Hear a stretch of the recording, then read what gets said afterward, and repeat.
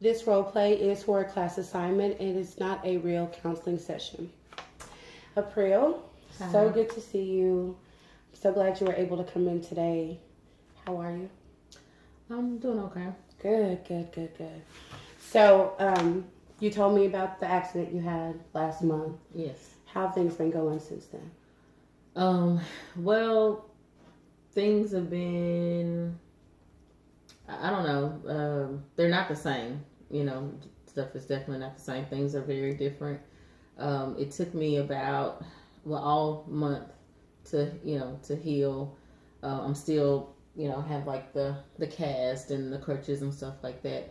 But since the wreck was New Year's Eve night, I basically was in the hospital, all of January. I was in the hospital in a coma for like the first 3 weeks of January, and it wasn't Oh, until the last week of January where I was able to wake up and start to be a little bit more functional as far as movement and stuff is concerned. So right now, I'm able to get around, and everything, but it's still a struggle. wow. Well, I'm so glad you're okay. And I can imagine that was very stressful, scary type situation. Being in a coma for 3 weeks. Yeah. Wow. But it's good though. That's great that you came out. You seem to be kind of getting back into the groove of things. Were there any like after effects from being in the coma, like having to do any type of therapy? Oh yeah, I had to do all therapy. I had to do some speech therapy at the very beginning of me coming out of the coma, but it's gotten, I mean, obviously a lot better. I'm Oh back to yeah. normal as far as speech is concerned. And I had to do a lot of occupational and physical therapy. And right now it's just the physical therapy that I'm still having to do, and I'll have to do that for a while Oh, because I have basically both legs, my hip, all those things were severely impacted. So um, I just got from the wheelchair to crutches, but every now and then I still have to use the wheelchair. So oh, yeah. Yeah, that is wow. Well, it's good to see you. You're yeah, sitting here. You look great. well, thank you. You do look great. And again, what a miracle that was. Yeah.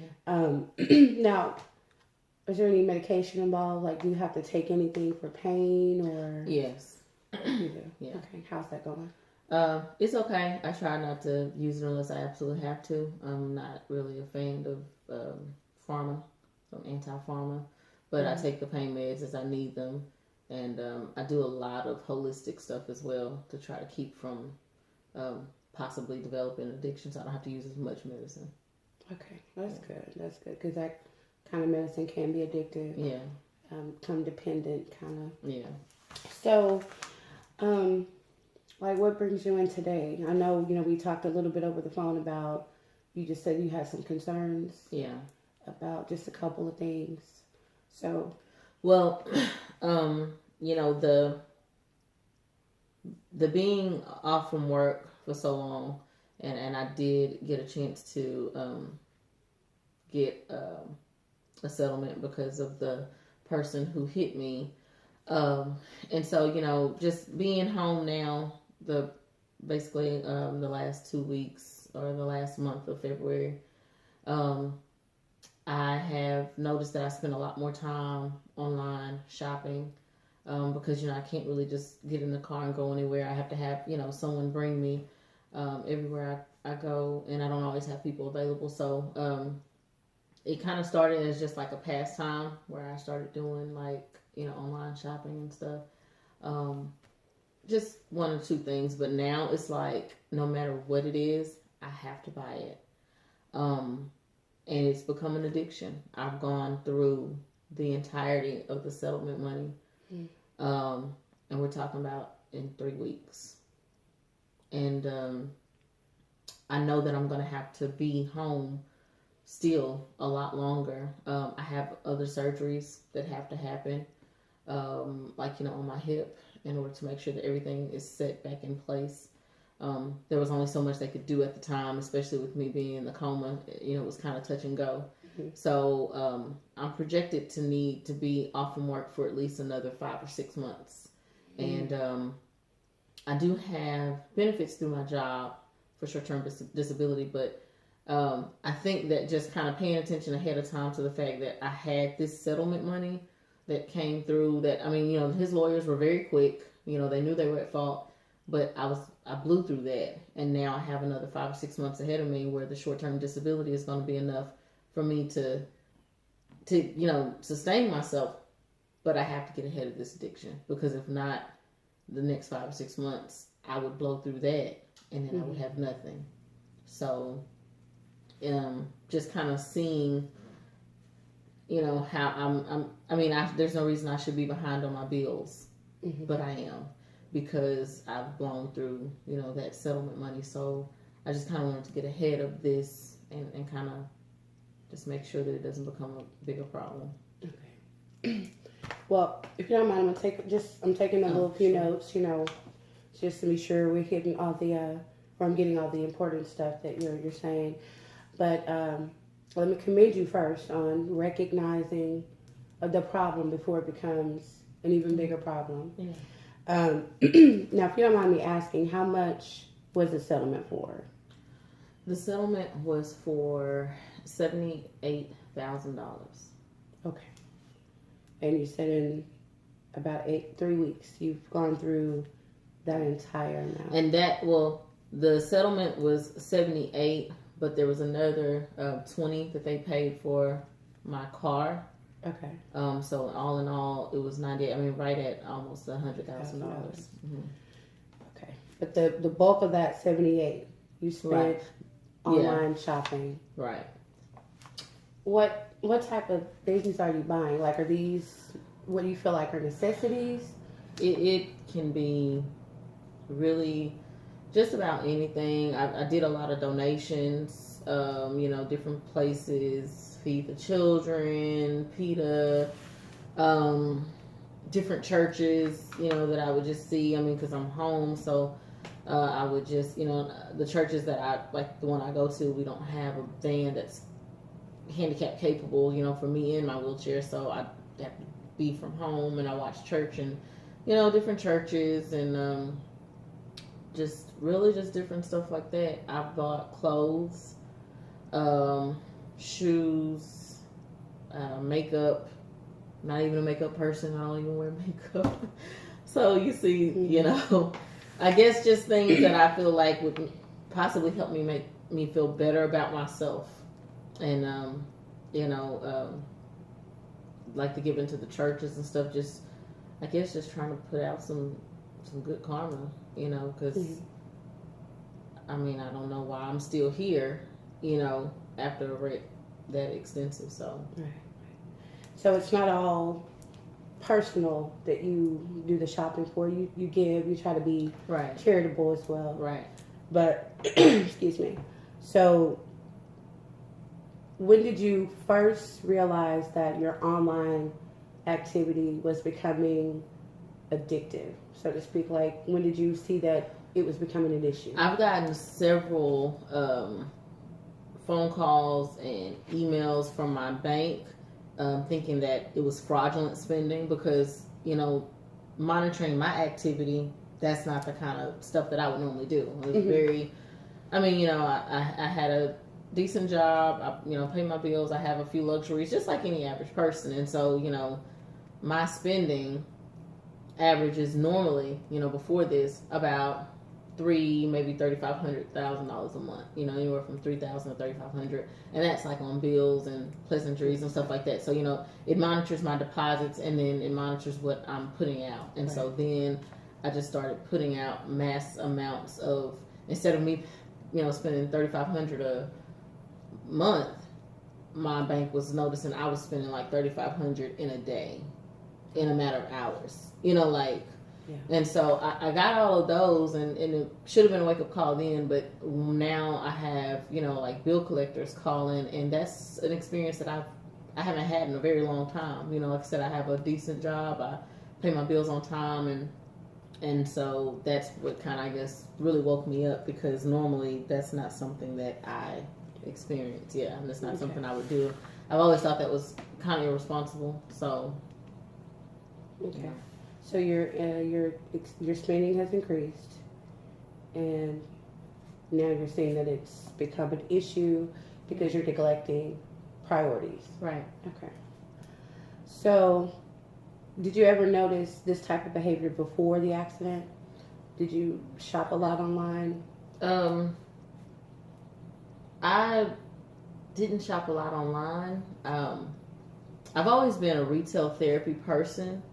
So, but I was always very mindful of my budget and, what I could and couldn't afford. And I would always go in a store, to do that, because sometimes it's more so the experience of just being in the store, getting out of the house, that gives you that. But because I can't get out of the house as freely, what I probably used to,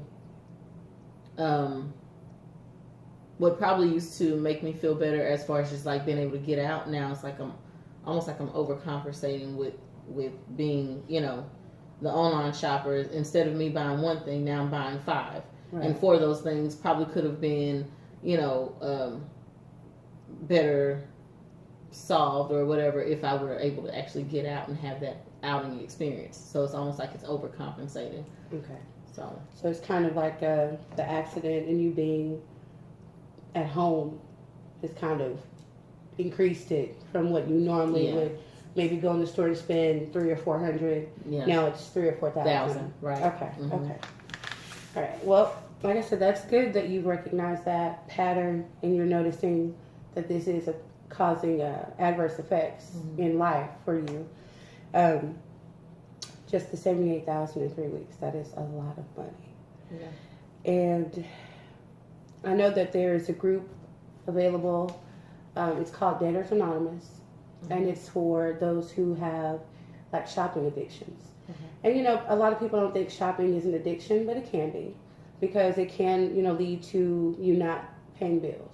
It can lead to putting you in a worse financial situation. So it does have adverse effects when you are obsessively buying things that you don't need. Have you thought about maybe some type of system where instead of when you're feeling however you feel when you want to buy something, looking into doing something else to kind of give you that same feeling?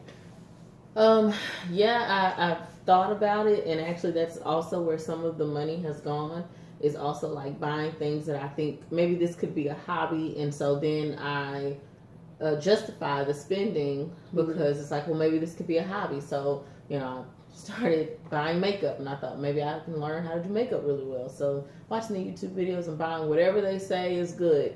I thought about painting, so I bought a lot of paint supplies, easels, canvases, all those different things. Thought about sewing, so I bought a sewing machine and ordered fabric and patterns. So, yeah, I've thought about maybe having another system, but then that system always ends up costing more money. And then once it comes, it's not as easy as I thought. And so then I'm like, well, let me just go online real quick and look at this. And then it ends up being more spending. So it's from one extreme to another, Right. to another, to another. Okay. So it's kind of like a serial pattern. Oh, I'll paint. So let me buy everything for painting. Oh, I'm not good. So let me go to, okay. Right. So, I'm not good at all. Okay. And that's fine. I mean, we're not all able to do everything, and that's fine. What is something that well, let me put it this way. Not something that you feel like you're good at, but have you identified the feelings you have, like right before you see something or go online? What are you typically feeling like when you feel the urge to want to just spend money? I think that a lot of anxiety, and I just kind of, it's like, just do it. So, just anxious and impulsive. So you're not really thinking when you're doing it. You get the feeling and I'm going to buy this. Does it make you feel good when you make the purchase? Like, does it give you this, like, a complete feeling? Like, do you feel like, yeah, things are good now? I'm not, because I'm wondering if it does until the feeling comes back, and then it's not like I have the to think about. Oh well, I just bought this, so now I can feel better again. It doesn't happen that way. If I feel anxious in this moment and I go and I buy this and I feel good about that for like 15 minutes, when I get anxious again, it's not enough for me to go back and go, oh, well, I just bought this. Instead, it's like I have to go and buy something else. Okay. Well, we certainly will need to look into some activities we can incorporate into your daily daily life, so that we can compensate for this anxious feeling that you have.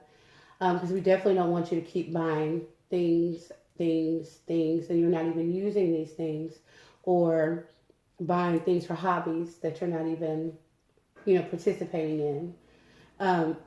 I will say one thing I would like for you to do is to maybe keep like a journal of some type, just to kind of log how you're feeling throughout the day.